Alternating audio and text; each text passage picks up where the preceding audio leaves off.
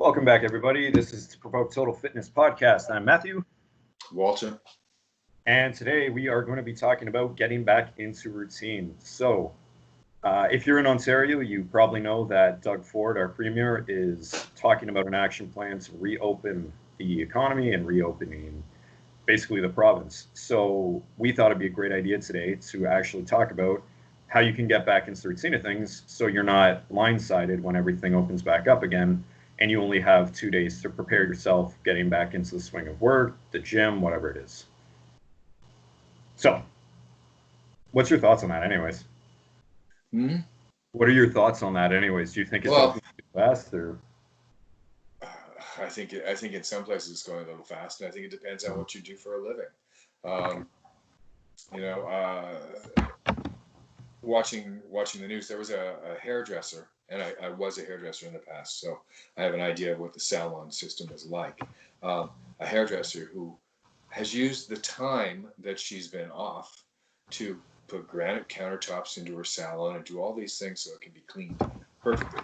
Not everybody has the time or the money to do that sort of thing, but the need to take people's temperatures, the need to social distance within the business, and all those things are difficulties that we're all going to have to face. Whether your office says you come in Monday, Wednesday, Friday, you come in Tuesday, Thursday, Saturday, and people's desks are split apart. A lot of things are going to change in that respect. I don't think we can put people together the way that we did. And I don't think restaurants or any other business can be placed that way. No. So in order to, we're all going to be on flex time, I think. That's just my opinion. But it makes sense. I think, well, it's like what you said, like with gyms, I think it's going to come down to you have to book a session, like your 1 hour on that you can go into the gym and do your workout. And, you have 20 people in the gym if it's a bigger size gym at the time. And that's it. You can't come at any other time kind of thing. It might go that way. It's like what you said, right? You might just have to go to work Monday, Wednesday, Friday. You might just have to work from home and then go in once a week. I don't think restaurants are going to be opening back up for sit-down meals anytime soon. Same with clubs and bars and stuff like that. I don't think they're opening up anytime soon. But I don't see how they can. On the other hand, I know that the difficulty is there.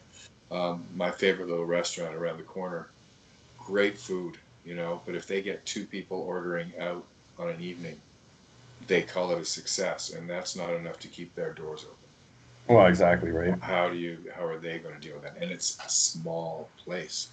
So as at the best of times, they maybe have 20 people in the place. Yeah. Get rid of half those people for social distancing, and what is going to happen to their business? And I know we've got financial incentives going on, but that may not be enough for some. Well, this is it. Like 1 in 10 restaurants already shut down completely. Like not just shut down their doors, they shut down completely. And it could just get worse, unfortunately. As much as the government's helping out with what they can do, a lot of these businesses already had more debt than they could even, afford to pay with what they were making. Now they may only be making like 75%, or they might have a break on their rent or something. A lot of these places, it's not enough, right? No. I mean, the profit margins are small as it is. Yeah. In the salon industry, the profit margin is around 5%. Yeah. For whatever you pay for your haircuts and whatever. 5% after the rent and everything is paid. So if you then take away half that, are those people going to be able to survive? Yeah, exactly. Process. However, once we get started, at least we've got a chance to start building from that. Exactly. So I'm looking at moving forward, getting back into the routine of things is important, because the routine is going to be disjointed as it is. Mm-hmm. So how do we then deal with that? Yeah. And this is it. Right now, nobody's on their same routine. I mean, for my regular routine, a regular day when I was working or going to the gym, it was wake up at 4:30, 5 o'clock, and I would basically go all day, train clients, work out, do work, eat exactly when I needed to eat, all these other things, right?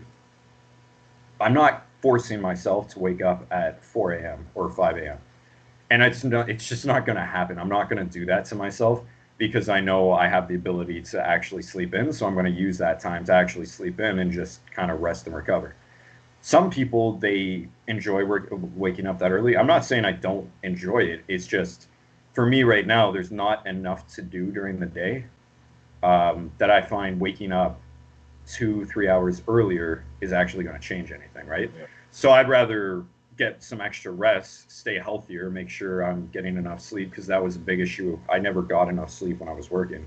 So now I'm forcing myself to get enough sleep. I feel great. I wake up and I kind of just go about my day. And then, I have ideas planned. Like I know I'm going to work out. I know I'm going to work on my music. I know I'm going to work on filming YouTube videos, stuff like that. But it's not 1 o'clock. I have to work out. 2 o'clock is when I will film a video. 3 o'clock is when I eat. Right? It's just I go about my day how I kind of want to go about it. And the problem with that is when we get, because of our industry, and I feel a lot of people feel the same, when we get back into the routine of having to wake up at 5 a.m., having to be at the gym at 6 a.m., having to train 3 clients, then eat for 15 minutes, then train another 2 or 3 clients, then work out, and then eat, and then continue our day that way, it's going to be a big culture shock. We're going to be pretty tired. We're going to be pretty exhausted. It's going to be a lot to take on if you're just going from, I'm staying up till 2 to 3 every night watching Netflix. I'll wake up at 10, 11, 12 versus, okay, I'm going to bed at 11 every night. I wake up at 5 and I go until 9 o'clock. Right? So the problem with that is, how do you get back to routine, or how do you get back to enough of a routine so you don't culturally shock yourself, basically having to go back into everything when everything eventually will reopen? And so I remember when I was a kid, my dad was on shift work, right? He worked in a factory. And so he would be 2 weeks of nights, 2 weeks of days where he started at like 7 in the morning, 2 weeks of evenings, right? And it would be constantly switching. And he was always a mess for the beginning of that. Now, if you consider that we may be going back to work 1 day on, 1 day off, so that the other half of the staff can have 1 day on, 1 day off. If you get up at 4 o'clock in the morning on Monday, but then on Tuesday you sleep in until 10 and stay up until 3, how are you going to get up the next morning? You have to find a way and be able to stabilize yourself so that no matter what's happening with the schedule, you're still on track, getting enough rest. Otherwise, you're going to be a mess during the workday anyway. And I think for us, the work is going to include disinfection in between clients. Probably. Any equipment we use is going to have to be cleaned up again, and that's going to take more time. Yeah. So that other change to the routine is going to be wreak havoc at first. Yeah, for sure. And again, like, for us, it might be different because not everybody's going to jump right back into the gym. I know a few of my clients that will take a little bit longer to actually come back.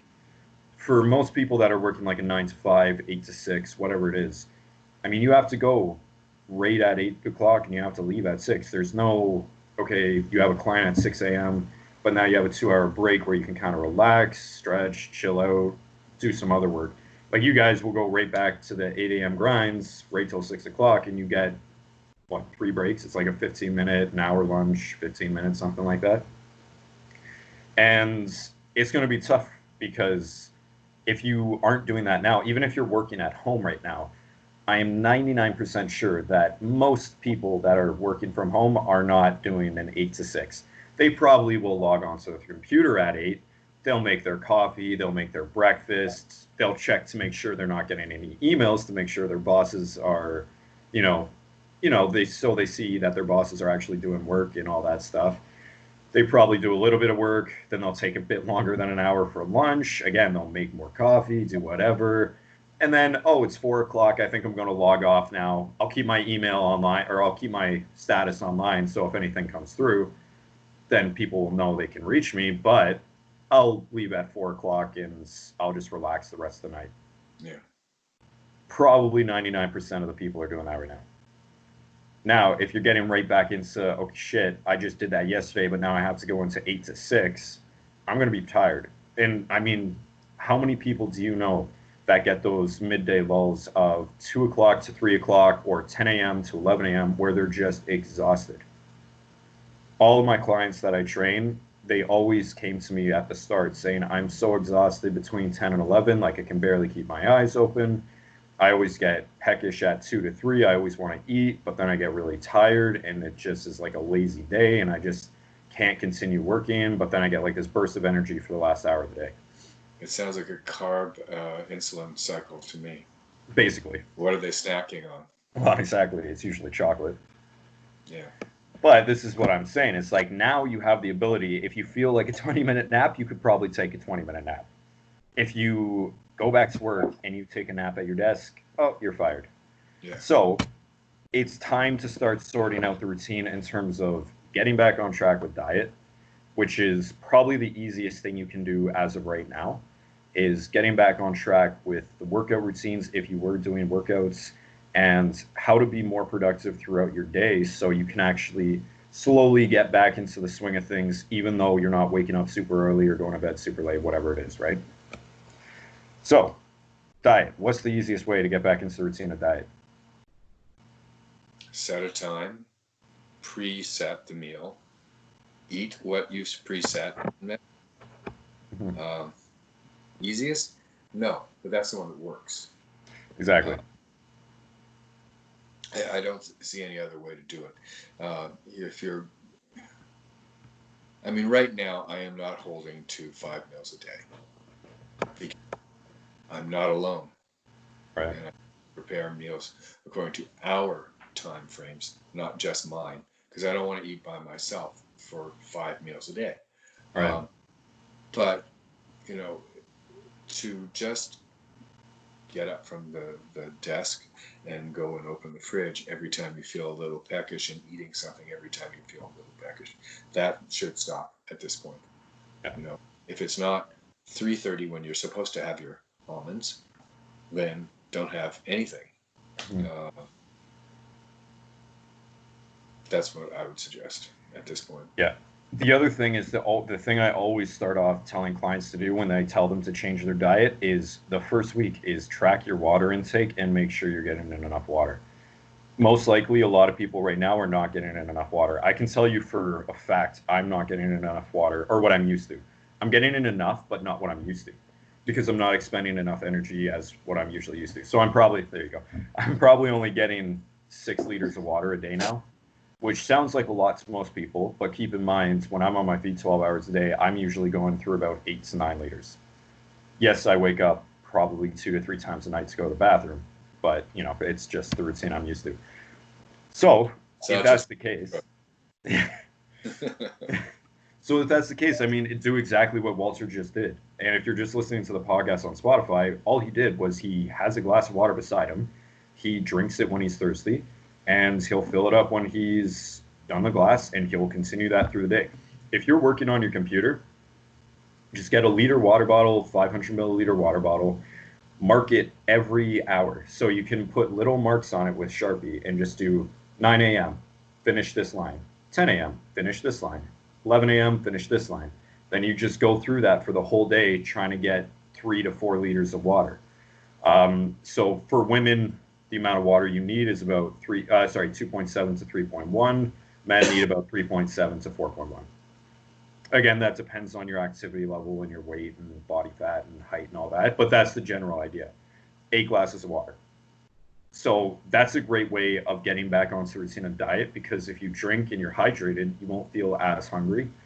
And what Walter said, you need to preset your meals. It does take a little bit of time, yes, but if you have time now to figure out a great routine that works for you and when to prep your meals, how to prep your meals fast, what meals you enjoy eating, what meals you don't, so you can actually pick and choose, you have up until possibly June is when they might reopen some stuff. You have possibly another month to experiment with what works for you, what doesn't work for you, what you enjoy eating, what you don't enjoy eating, if it works in your time frame, if it works for your meal prep easiness, all that sort of stuff. Yeah. I mean, the first few weeks of the lockdown, I was getting up between 9:30 and 11 o'clock every day. And Mm. it just was not viable. And I felt sluggish and horrible about it. Once I started setting the alarm again for 7, not my usual 4 o'clock, but 7 o'clock, that's a normal, decent time. I don't Yeah. have to. Um, and getting up, having a coffee, and getting out the door for my walk, everything changed. My moods are better. And I think that moving forward, if you don't have that kind of setup already going, you are going to face issues and stress will go up Yeah. trying to fit it in. So why Yeah. not just pretend that for the time being, work is starting next week. It's Monday today? Monday.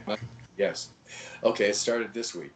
Uh, and I'm going to pretend I'm going to work every day. I'm going to get up at a reasonable time, have a reasonable breakfast, and if you can get out the door, great.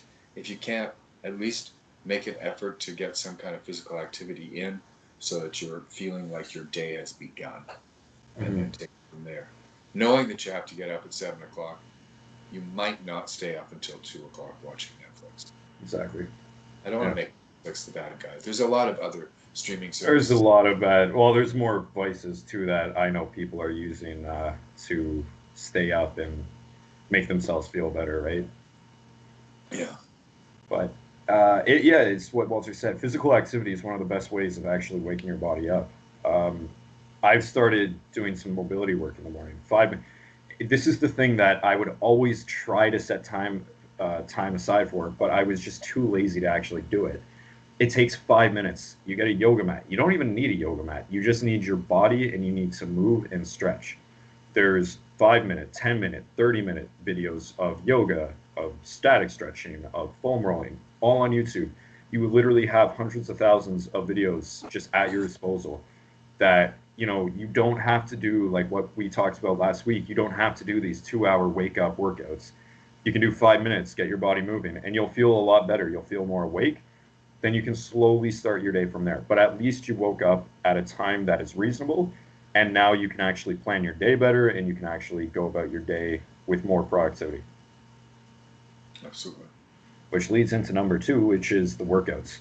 Um, so I'll put my experience. So my workout routine is all over the place right now because, as you know, and I think I talked about it before, I have a family friends that like once or twice a week I'm actually able to go to his garage and use his gym when he's working, which is amazing. So it's not like it's just dumbbells. It's nothing special, but it's more than what I have here.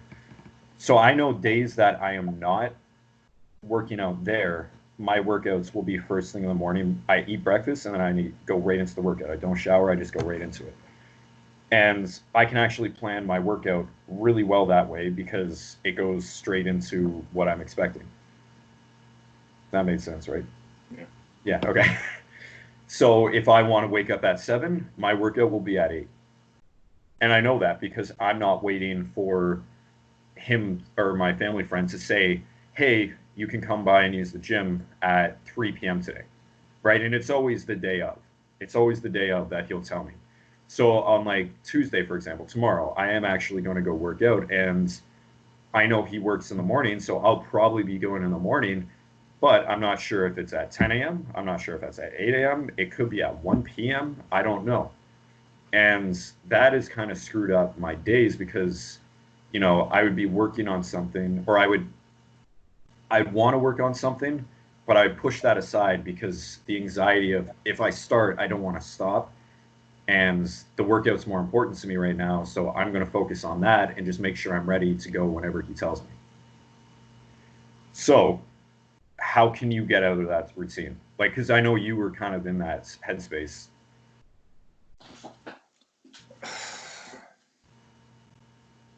I don't know. It my biggest issue was I had a hard time with making myself do it without weights. It Mm. always seemed like I could wait another 10 minutes. I could wait another 10 minutes. Oh, look, Prime Minister's on talking. Oh, okay, blah, blah, that sort of thing. And Yeah. once you get CNN loop, you're doomed.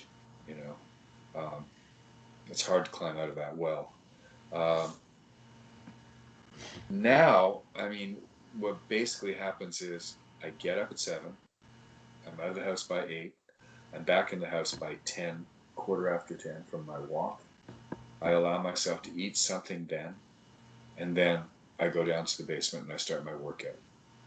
And I am now, again, very structured in the way that I'm doing it. So Monday is one thing, Tuesday is another thing, Wednesday is another, Thursday, Friday, Saturday. Pretty repetitious, pretty much the kind of stuff that we were doing before. Right. Now, it's more difficult in that I now have adjustable dumbbells, an adjustable kettlebell, and some bands, and some cable work that I can do. But I don't have a bench. So everything's on the floor, on a hassock, on a chair in the middle of my basement. And if I want to do anything that involves putting my hands up over my head, I have to leave and go upstairs because the ceiling is a little low in my basement for any kind of overhead reach, unless I'm seated. But it has improved a great deal in that respect, that I have the schedule set up now and I can deal with it.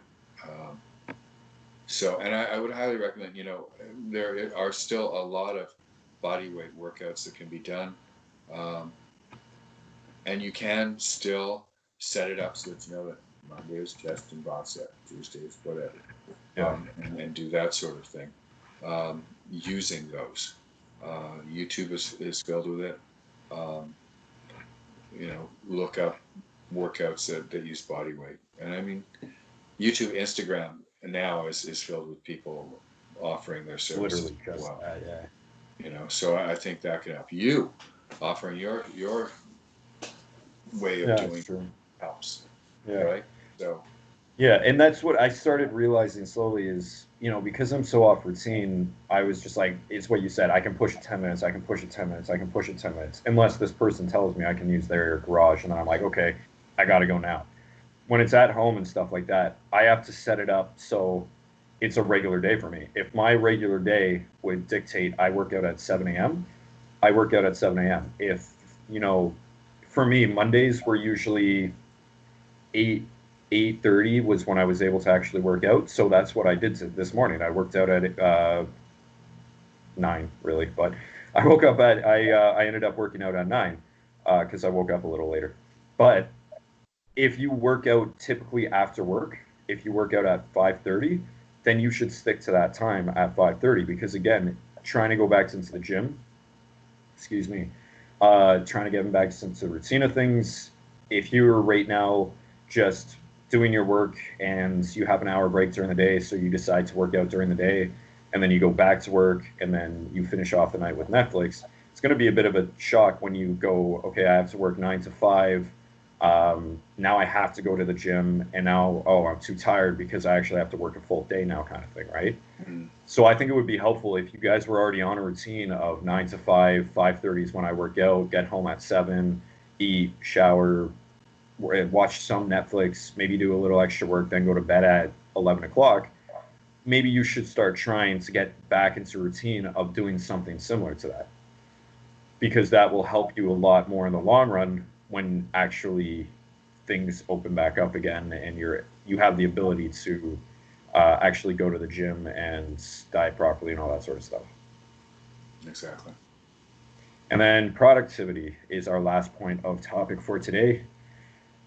And this is something people have been struggling with everywhere, myself included, because I feel like I can't be productive enough, even though some days I'm being really productive. I still feel like I'm not being productive enough because I'm not actually going out to go to work. I'm not meeting people, meeting clients, doing the things that I'm used to doing, which I classified as productive.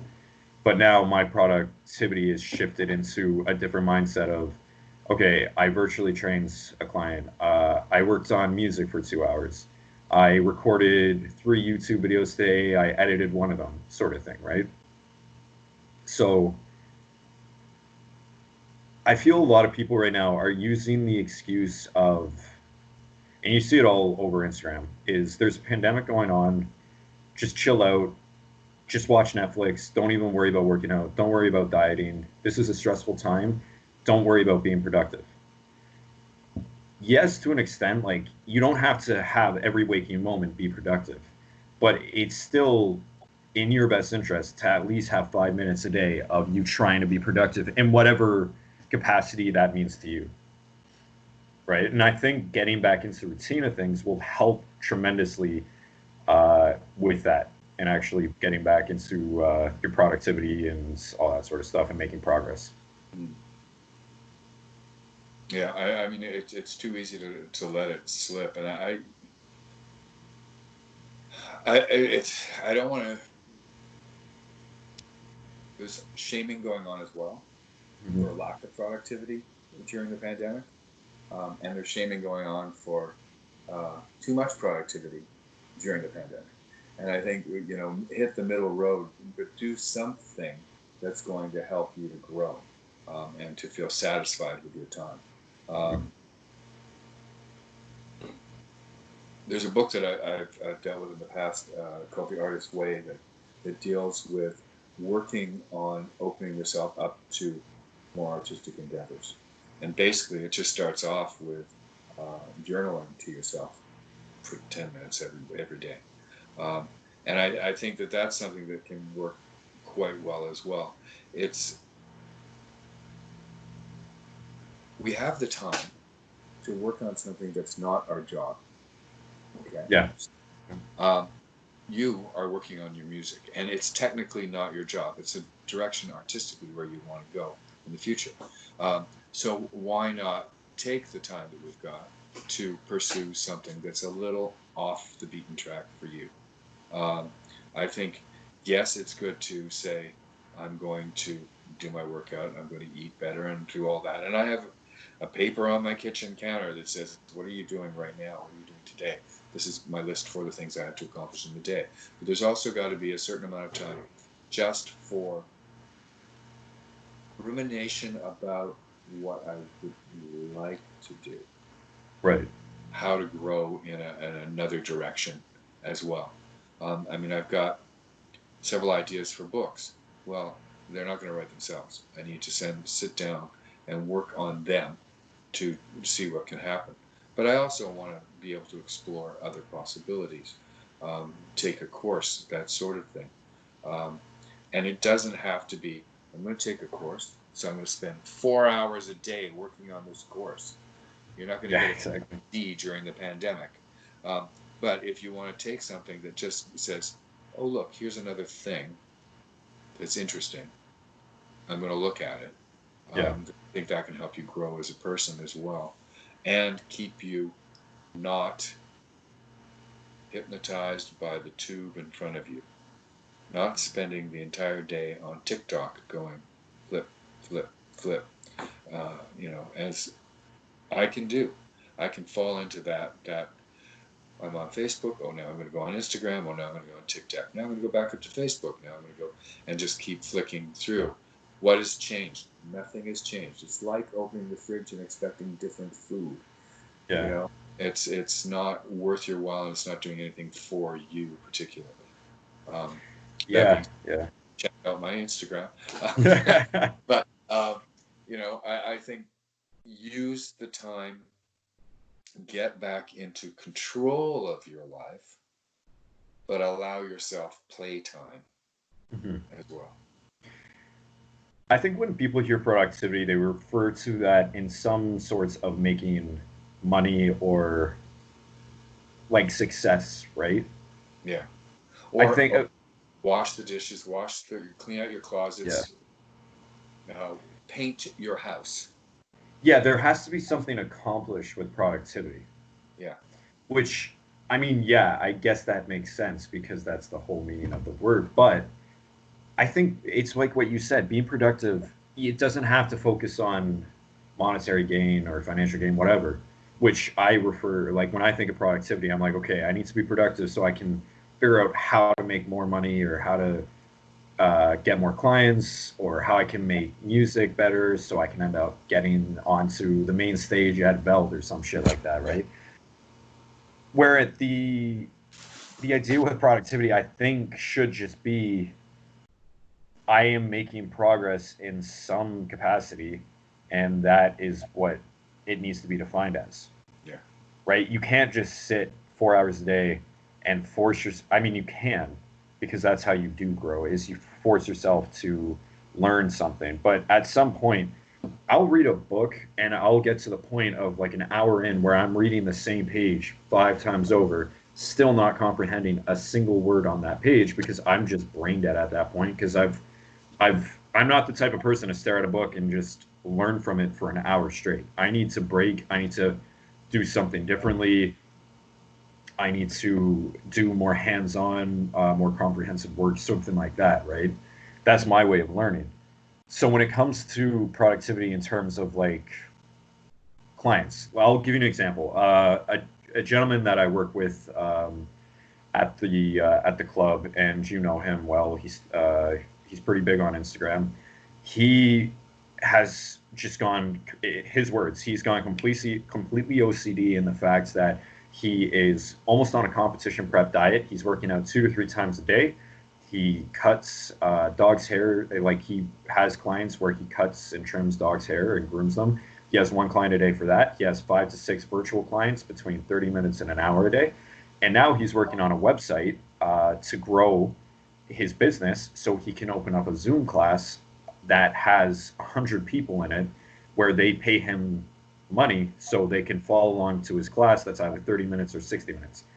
The guy is a workhorse. Like he's already a workhorse when it comes to just a regular day, but this quarantine has made him just go completely nuts in terms of his productivity levels because that's just the type of person he is. And a lot of people will compare themselves to him. Like I'm the same way. I'm looking at him and I'm like, shit, why am I not doing that, right? But it's not what I really want to accomplish. Like what I want to accomplish during this time is like what you said, something that isn't related to how I like my actual career, how I actually make money right now.